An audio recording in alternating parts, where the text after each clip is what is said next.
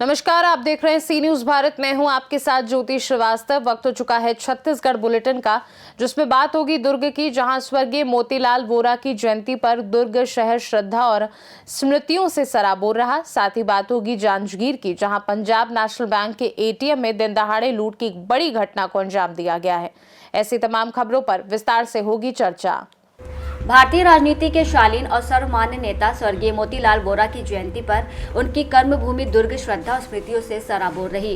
Rajendra park चौक स्थित उनकी प्रतिमा पर आयोजित श्रद्धांजलि कार्यक्रम में बड़ी संख्या में नागरिक, कांग्रेस कार्यकर्ता, जनप्रतिनिधि और विभिन्न दलों के लोग शामिल हुए। कांग्रेस के शीर्ष नेतृत्व सोनिया गांधी, राहुल गांधी, प्रियंका गांधी और मल्लिकार्जुन खड़गे ने पत्र के माध्यम से उन्हें नमन किया।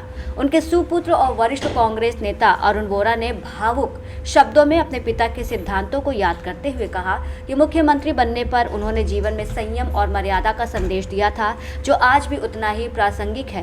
कार्यक्रम में पूर्व महाधिवक्ता कनक तिवारी सहित कई वरिष्ठ नेताओं ने संस्मरण साझा किए, जबकि भिलाई विधायक देवेंद्र यादव, पूर्व मुख्यमंत्री भूपेश बघेल, पूर्व गृह मंत्री ताम्रध्वज साहू समेत अनेक नेताओं ने श्रद्धांजलि अर्पित की। मोतीलाल वोरा अमर रहे के नारों से गूंजते वातावरण ने उनके सर्वदलीय सम्मान और लोकप्रियता को स्पष्ट रूप से दर्शाया। मैं सबसे पहले बाबूजी को प्रणाम करता हूं। बाबूजी का संपूर्ण जीवन एक निष्काम कर्मयोगी की तरह बीता। बहुत ही सरल हृदय के व्यक्ति थे और दूसरा, वो बड़े बड़े पदों में रहकर भी कभी इस बात का एहसास नहीं कराए कि मैं मुख्यमंत्री हूँ, केंद्रीय मंत्री हूँ, राज्यपाल हूँ या गांधी परिवार के निकटस्थ हूँ। बाबूजी की सबसे बड़ी विशेषता ये थी, जो काम करते थे बहुत ईमानदारी से करते थे, परिश्रम से करते थे और अपने नेतृत्व के प्रति बहुत आस्थावान रहते थे। पूरी ज़िंदगी कांग्रेस और गांधी परिवार के प्रति बाबूजी समर्पित रहे। मुझे एक वाक़या याद आता है, जब वो पहली बार मुख्यमंत्री बने थे, तब उन्होंने हम दोनों भाइयों को बुलाया और ये कहा कि देखो भाई, मेरे को इस पद में पहुंचने में आज 48 वर्ष लग गए। ऐसा कोई काम मत करना अपने जीवन में कि बदनामी होने में 48 सेकंड लगे। इस चीज़ से हमेशा बचे रहना। वो शब्द आज भी मेरे कान में गूंजते हैं बाबूजी के, और उसी का परिणाम है कि मैं बहुत लो प्रोफाइल में रहकर अपनी राजनीति करता हूं। भले लोग मुझे कह देते हैं कि अरुण वोरा और उनके पिताजी क्या कह रहे हैं, लेकिन मैं जानता हूं कि मेरे पिताजी क्या थे और उनका गांधी परिवार से क्या समर्पण वो था, विश्वास गांधी परिवार का। मैं ये कह सकता हूं कि जिस पद में वे गए, वो विश्वास को उन्होंने सिद्ध किया। तो एक विश्वास के बहुत बड़ी प्रतिमूर्ति थे। मैं उन्हें नमन करता हूँ। ये मेरा सौभाग्य कि उनका पुत्र मैं हुआ, और आज मैं चाहे पद में हूँ या नहीं हूँ, लेकिन सम्मान में कोई कमी हमारे दुर्गवासी नहीं करते। मैं दुर्ग को अपना परिवार मानता हूँ और जब तक मैं जीवित रहूँगा परिवार मानता ही रहूँगा। आदरणीय मोतीलाल वोरा जी, जिनको मैं दादाजी बोलती हूँ, मैं इनके यहाँ से अपनी राजनीति की ज़िंदगी सीखी है। इनके यहाँ से मैंने अपनी राजनीति का दौर, मेरी एक जीवनी चली है। आज बहुत लोग उनके बारे में बहुत सी बातें करके गए हैं, बोले हैं, लेकिन मैं ये बोलूँगी कि आज उनका जाना, आज शायद आपको मालूम नहीं है तो बता दूं, आज उनकी पैदाइश भी थी और आज उनकी मृत्यु भी थी। ये हर किसी को सौभाग्य नहीं होता है। आज अगर खुशी का दिन भी है तो आज दुख का भी दिन है। आज छत्तीसगढ़ को, हमारे देश को, भारत को बहुत बड़ी 5 साल हो चुका है एक क्षति हुई। मोतीलाल वोरा जी का जाना, ऐसा लग रहा है कांग्रेस परिवार में कि हमारा पिता और हमारा दादा जा चुका है। वो छत्तीसगढ़ की तो मोती हैं और इतने कोहिनूर, इतने कीमती मोती रहे हैं जिनका मोल लगाना ही अनमोल हो चुका है। आप लोग उनकी शख्सियत को, मैं तो अभी की लड़की हूँ आई हुई राजनीति में, आप लोग तो बहुत अच्छे से जानते हैं कि गांधी परिवार से उनका रिश्ता, उनके ताल्लुकात, संबंध कैसे रहे हैं। हम बहुत गौरव महसूस करते हैं कि दुर्ग से उठ के उन्होंने दिल्ली तक के अपना एक स्तंभ गाड़ा राजनीति का, और पूरे देशों में भी मोतीलाल वोरा जी को जाना जाता है। मेरा सौभाग्य है कि मैं दुर्ग की नागरिक हूँ और इन्होंने पंडित जवाहरलाल नेहरू जी, इंदिरा जी, राजीव जी, सोनिया जी के साथ ये काम किए हैं। और मेरा सौभाग्य भी ये है कि मैं आदरणीय प्रियंका जी और राजीव गांधी जी के साथ काम कर रही हूँ। मैं इनको सत सत प्रणाम और नमन करती हूँ कि मैं इनके जैसे एक नेता बन सकूं। दुर्ग छत्तीसगढ़ से सी न्यूज़ संवाददाता धर्मेंद्र गुप्ता की रिपोर्ट।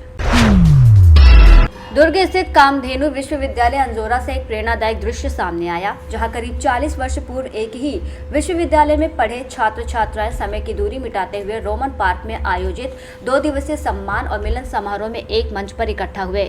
हजारों की संख्या में पहुंचे पूर्व विद्यार्थियों और गुरुजनों की मौजूदगी में ये आयोजन केवल पुनर्मिलन नहीं बल्कि शिक्षा से शुरू होकर समाज सेवा, प्रशासन, शिक्षा और नेतृत्व तक पहुंची शैक्षिक यात्रा का उत्सव बना।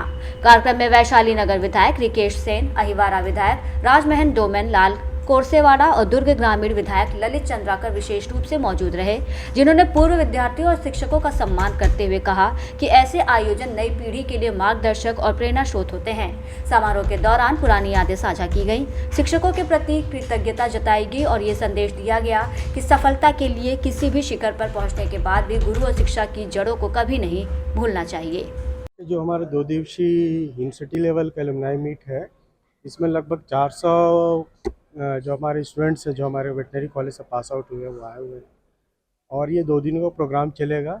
आज के हमारे कार्यक्रम जो इनाग्रेशन सेशन था उसमें हमारे विधायक जी आए थे, भिलाई के रिकेश सिंह जी आए थे, डोमल और कोरसेवाड़ा जी आए थे जो अहिवारा विधानसभा के विधायक हैं और अभी ललित चंद्राकर जी भी आए जो दुर्ग ग्रामीण क्षेत्र के विधायक हैं।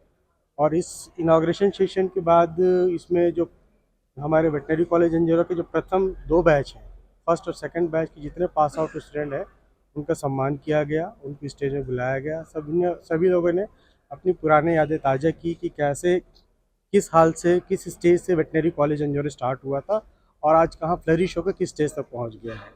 तो साथ ही साथ बहुत अच्छे एक माहौल बना हुआ है, सभी अपने पुराने ये यादें जो कॉलेज के दिनों उनको याद कर रहे हैं और इन्जॉय कर रहे हैं।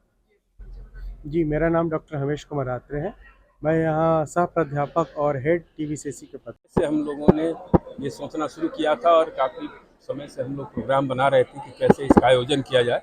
और फिर जो कमेटी हम लोगों की बनाई हुई थी उन सब ने बड़ा चिंतन किया और हम सभी एक्चुअली हमारे पास अभी सबका एड्रेस नहीं था, तो सबसे बड़ी समस्या थी कि पिछले 40 वर्षों में जो भी यहाँ से पास किए सबको कांटेक्ट करना।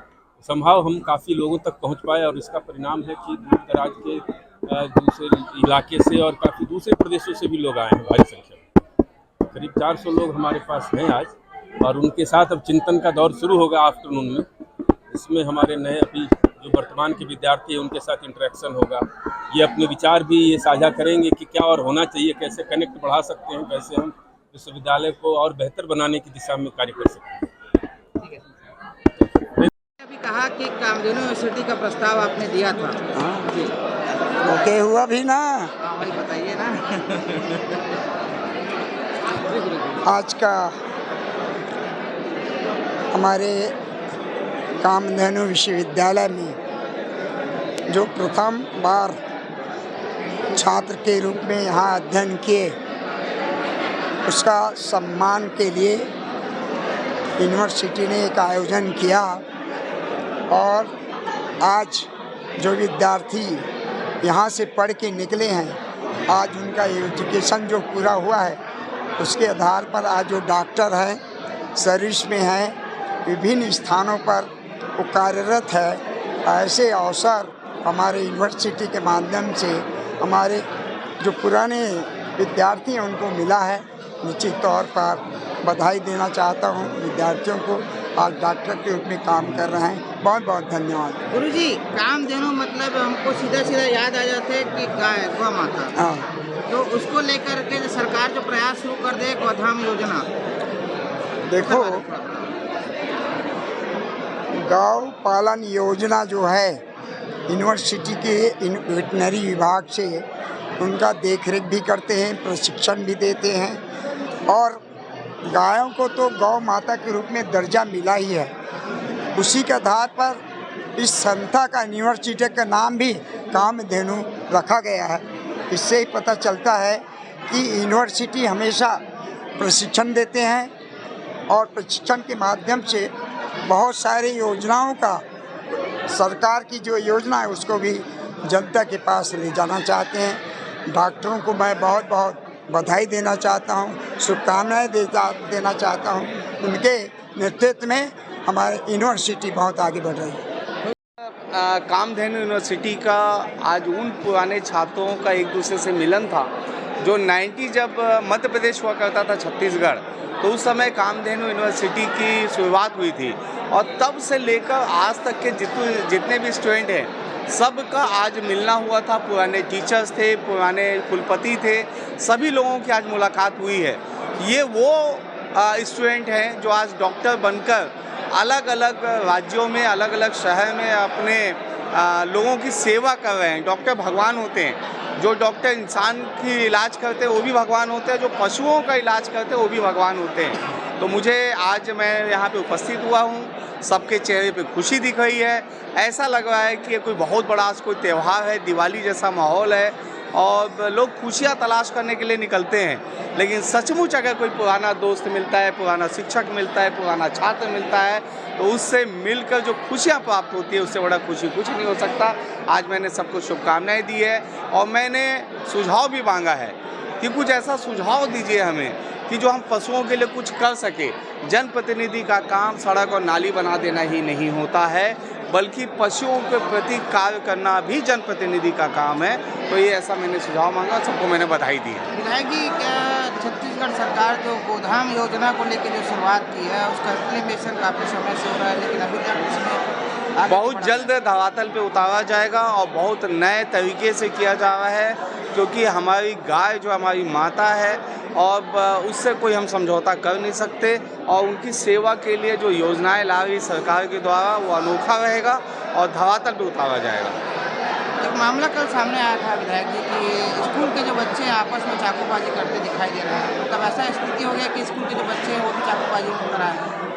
इसमें ये चिंताजनक है और इसमें मुझे लगता है कि जन सहयोग के बिना लोगों को जागरूक होने की आवश्यकता है कि उनके बच्चे अगर स्कूल में शिक्षा प्राप्त करने जा रहे हैं तो उसके मानसिक स्थिति क्या है, घर में कैसा व्यवहार करते हैं, ये देखने की बात होनी चाहिए। और मुझे लगता है चाकूबाजी की घटनाएं या बंद कमरे में जो मर्डर की घटनाएं हो रही है वो उसके लिए एक जन सहयोग, जन संवाद और इसके साथ साथ एक जो सभी जनता को लेकर एक संदेश लेकर जो हमें जन जन तक जाना पड़ेगा और जन सहयोग के बिना ये अपराध रुकना मुश्किल है।